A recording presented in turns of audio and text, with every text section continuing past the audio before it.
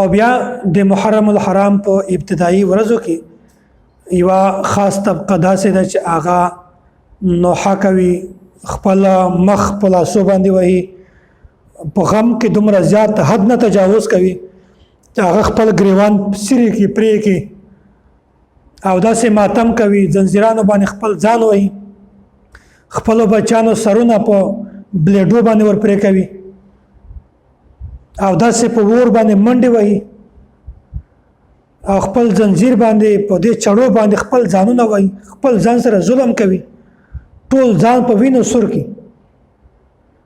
ګورئ داسې کول دغه ډیره غټه ګناه ده، د ګناه کار ده. شریعت کې د دې بالکل اجازت نشته. ها البته معمولی قسمه د چا په مرګ باندې د غم اظهار کول، د خپل کور د یو کس وفات شو هغه باندې غیر اختیاري تور باندې سترګونه اوښکې وبهېدلې، ودې ژړل، پریشانه شوې پې، دا غیر اختیاري کارونه دي، دا فطرتي شی ده، هر انسان په دې باندې خفه کېږي. خو حد نه تجاوز کول، ځان وهل، الله تعالی نه شکوې کول، ګیلې کول چې یا الله تا دا د ما نه ولې واخیستی، دا ګناه ده، ډېر غلط کار ده.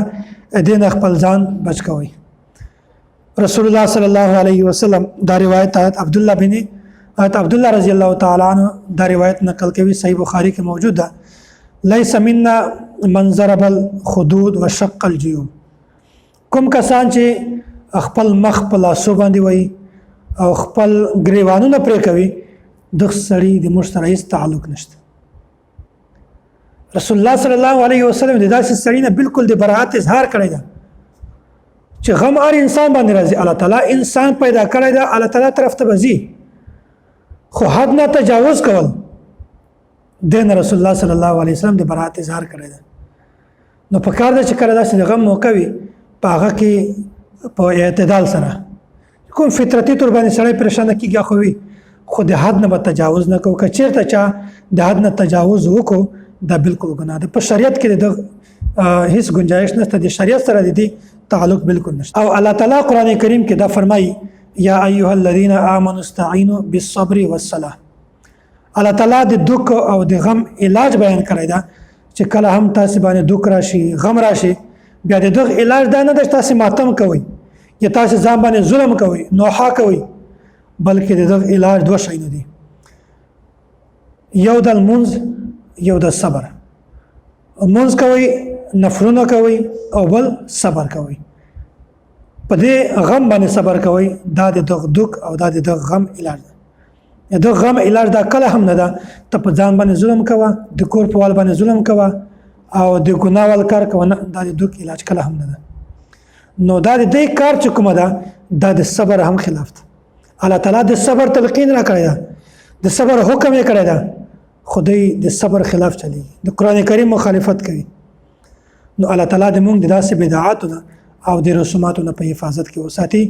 ګورئ د خپل عقیدې والو ته دا یوه خبره بیانوم چې داسې محفلو کې، داسې تعزیه ایستلو کې او داسې ماتم یا د دې مجالس په دې کې کله هم شرکت مه کوئ.